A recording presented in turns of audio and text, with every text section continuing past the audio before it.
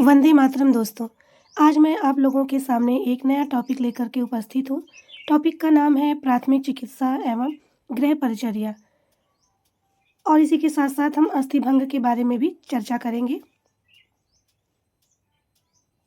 पहला प्रश्न है, चिकित्सक के आने से पूर्व घटनास्थल पर ही दुर्घटनाग्रस्त या बीमार व्यक्ति को दी जाने वाली चिकित्सा कहलाती है। प्राथमिक चिकित्सा, द्वितीयक चिकित्सा, 1 और 2 दोनों या फिर कोई नहीं? इसका सही उत्तर है प्राथमिक चिकित्सा। प्राथमिक चिकित्सा का उद्देश्य है दुर्घटनाग्रस्त व्यक्ति का जीवन बचाना, दवाई देना, व्यक्ति की हालत बिगड़ने से बचाना या फिर 1 और 3 दोनों। इसका सही उत्तर है 1 और 3 दोनों। यानी कि दुर्घटनाग्रस्त व्यक्ति का जीवन बचाना भी प्राथमिक चिकित्सा का उद्देश्य है और व्यक्ति की हालत बिगड़ने से बचाना भी प्राथमिक चिकित्सा का उद्देश्य है।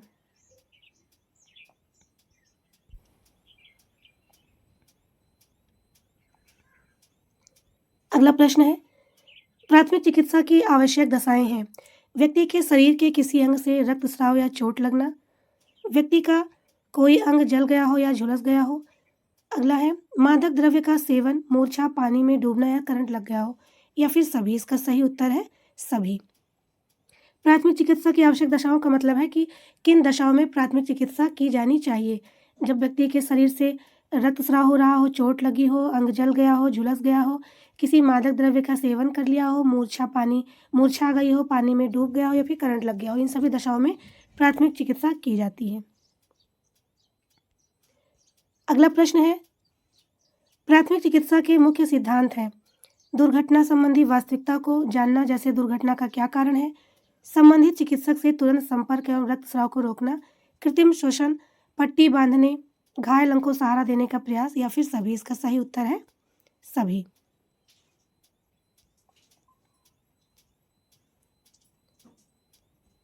अगला प्रश्न है, प्राथमिक चिकित्सा के लिए आवश्यक सामग्री को एक बक्से या छोटी पेटी में रखा जाता है।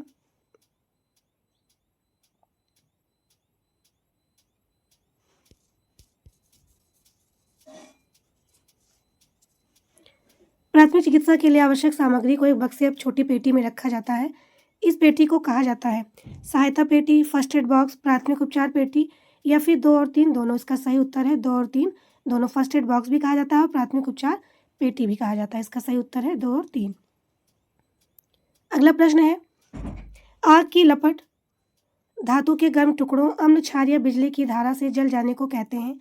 जलना, झुलसना, 1 और 2 दोनों या फिर कोई नहीं। इसका सही उत्तर है जलना।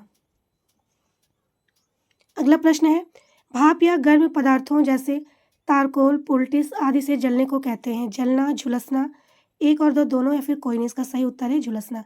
किसी आग की लपट से धातु के गर्म टुकड़ों से अम्ल क्षार और बिजली की धारा से जलने को जलना कहते हैं और भाप या गर्म पदार्थों से जलने को झुलसना कहते हैं। अगला प्रश्न है, जले हुए भाग पर प्रयोग करना चाहिए साधारण पानी, बर्फ का टुकड़ा, दूध या फिर सभी। इसका सही उत्तर है साधारण पानी। अगला प्रश्न है, कपड़ों में लगी आग को बुझाने के लिए मोटे कंबल से ढक देना चाहिए, व्यक्ति को दौड़ाना चाहिए, व्यक्ति पर पानी डाल देना चाहिए या फिर सभी। इसका सही उत्तर है मोटे कंबल से ढक देना चाहिए। तेजाब से जले हुए व्यक्ति का प्राथमिक उपचार करना चाहिए। जले भाग को खाने के सोडे या अमोनिया से धोना, शीघ्र ही डॉक्टर को दिखाना, 1 और 2 दोनों या फिर कोई नहीं। इसका सही उत्तर है 1 और 2 दोनों। तेजाब से जले हुए व्यक्ति के जले हुए भाग को खाने के सोडे अमोनिया से धोना चाहिए और जितनी जल्दी हो सके डॉक्टर को दिखाना चाहिए।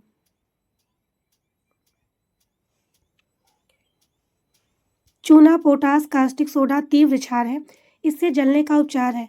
जले हुए भाग को हल्के अम्ल से धोना, सिरका या नींबू के रस का प्रयोग करना, 1 और 2 दोनों या फिर कोई नहीं। इसका सही उत्तर है 1 और 2 दोनों।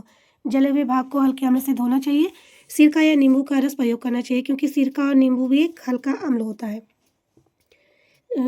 तो इससे जब क्षार से जले हुए भाग को ज़्यादा फायदा पहुंचता है, इसीलिए जब क्षार से जले तो अम्ल का प्रयोग करना चाहिए, जो अम्ल से जले तो क्षार का प्रयोग करना चाहिए।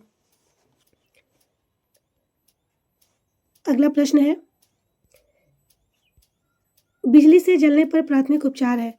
दम घुटने पर कृत्रिम श्वास देना चाहिए, गर्म दूध या चाय या ब्रांडी देना चाहिए, रोगी को सांत्वना देकर चिकित्सक के पास ले जाना चाहिए, या फिर सही, इसका सही उत्तर है सभी।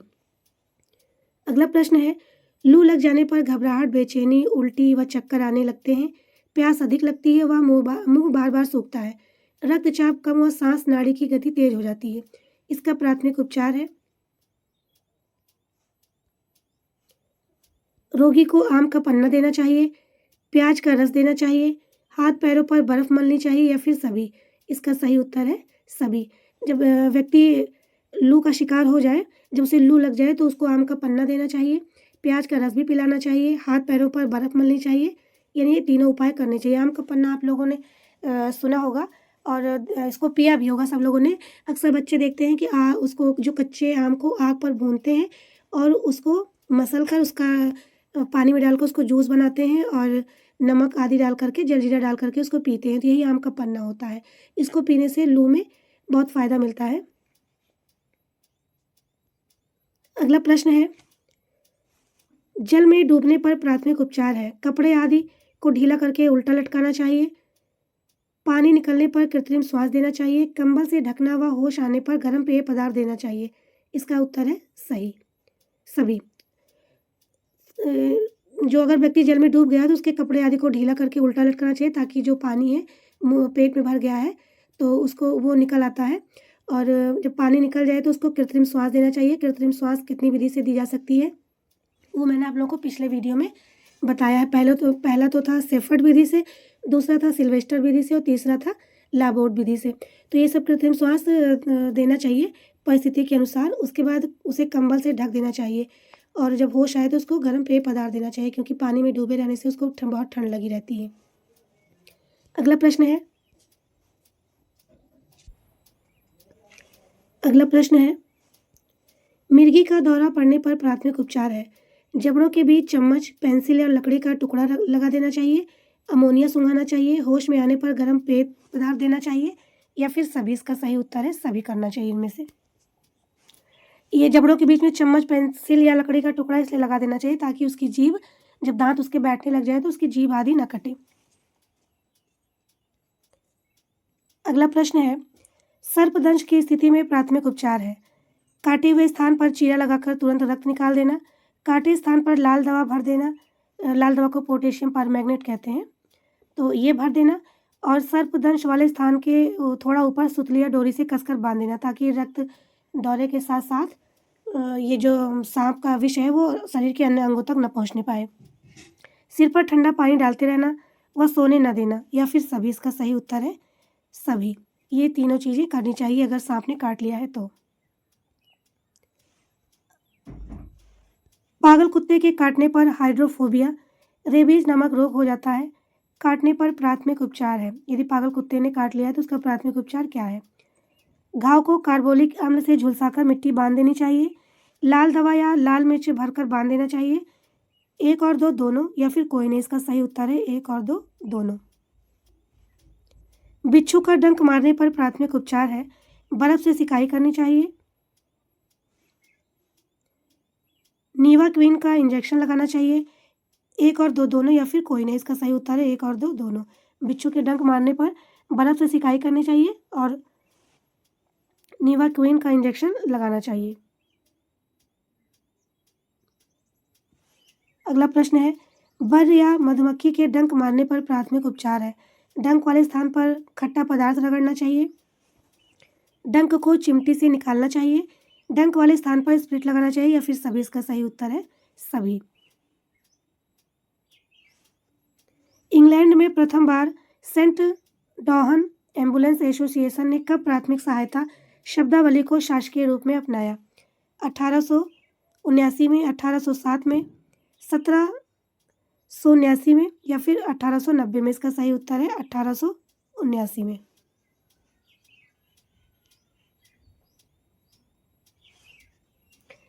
बच्चे की हड्डी आसानी से टूटती नहीं बल्कि हरी टहनी की तरह झुक जाती है, इसे कहते हैं कच्ची टूट, विषम अस्थिभंग, जटिल टूट, या फिर सभी? इसका सही उत्तर है कच्ची टूट। बच्चे की हड्डी आसानी से क्यों नहीं टूटती है? क्योंकि ये इसका ज़्यादातर भाग उपास्थि होता है। ये धीरे-धीरे जब इसका कैल्शीकरण होता है तब हड्डियाँ मजबूत होती हैं और अगर कहीं गिर जाते हैं बच्चे तब टूटती है। जबकि और बाकी इसके पहले जब तक बच्चे की हड्डियों में उपास्थि ज़्यादा होती है तो उस समय उसकी हड्डी टूटती नहीं बल्कि झुक जाती है टहनी की तरफ और वो जल्दी ठीक भी हो जाती है। अगला प्रश्न है, मोच के लक्षण है हड्डी का अपने स्थान से हट जाना, हड्डी का सूजना, नस में सूजन, जोड़ के बंधनों का खींच जाना। इसका सही उत्तर है जोड़ के बंधनों का खींच जाना। इसका सही उत्तर है मोच के लक्षणों में। कच्ची टूट अस्थि भंग होता है लड़कियों में, प्रौढ़ों में, बच्चों में, वृद्धों में। इसका सही उत्तर है बच्चों में होता है। जब हड्डी के टूटने के साथ साथ उसमें घाव भी हो जाता है तो उसे कहते हैं विषम अस्थि भंग, कच्ची टूट, जटिल टूट या फिर अस्थि भंग। इसका सही उत्तर है विषम अस्थि भंग।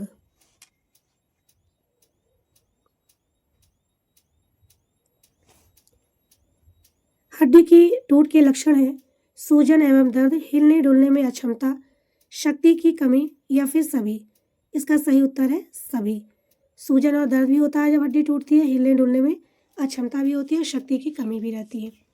अगला प्रश्न है हड्डी के जोड़ों पर अचानक झटका या जोर पड़ने से अस्थिभंग हो जाती है, मोच आ जाती है, हड्डी उतर जाती है, कोई नहीं। इसका सही उत्तर है मोच आ जाती है।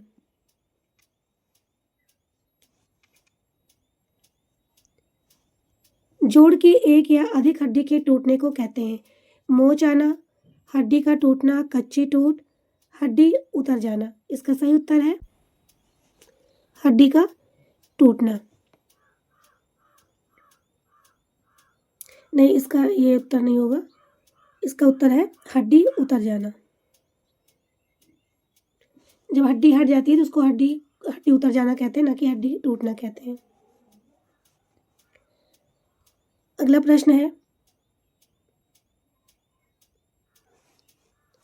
मोच आने पर लिगामेंट्स खींच जाते हैं, लिगामेंट्स टूट जाते हैं, एक और दो दोनों या फिर कोई नहीं।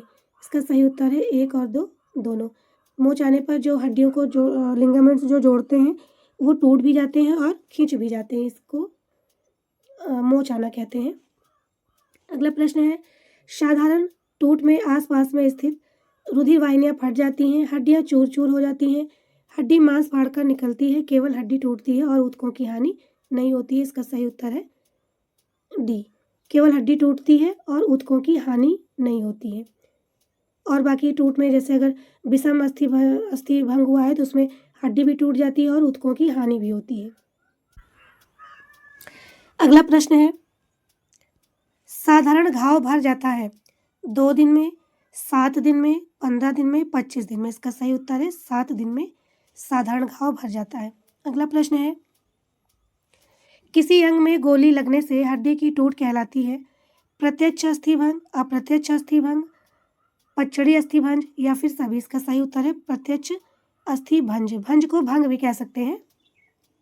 ये हमेशा जरूरी नहीं कि भंज ही लिख कर पूछा जाए, अस्थिभंग के नाम से भी ये पूछा जा सकता है। अगला प्रश्न है इसमें टूटने वाली हड्डियों का एक सिरा मांस तथा त्वचा को फाड़कर बाहर निकल जाता है कच्ची टूट में, बहुखंडी टूट में, संयुक्त अस्थिभंज में या फिर जटिल अस्थिभंज में। इसका सही उत्तर है संयुक्त अस्थिभंज में। अगला प्रश्न है प्रभावित स्थान पर हड्डी के एक से अधिक टुकड़े हो जाते हैं। यह है साधारण टूट, बहुखंडी टूट, संयुक्त टूट या फिर सही। इसका सही उत्तर है बहुखंडी टूट। अगला प्रश्न है विष के प्रमुख प्रकार है क्षारयुक्त, क्षोभ कारक, अम्लयुक्त, सभी। इसका सही उत्तर है सभी। विष क्षारयुक्त भी होते हैं, क्षोभ कारक भी होते हैं, अम्लयुक्त भी होते हैं, इसलिए इसका उत्तर 4 सही है। फफूंदी, धातुओं का जहर, सड़ा हुआ भोजन का विष आदि आते हैं किसके अंतर्गत? क्षारयुक्त में, अम्लयुक्त में, क्षोभ कारक में या फिर कोई नहीं। इसका सही उत्तर है क्षोभ कारक के अंतर्गत आते हैं। हमारा ये टॉपिक यहीं समाप्त होता है। जल्द ही उपस्थित होते हैं एक नए टॉपिक के साथ में। धन्यवाद।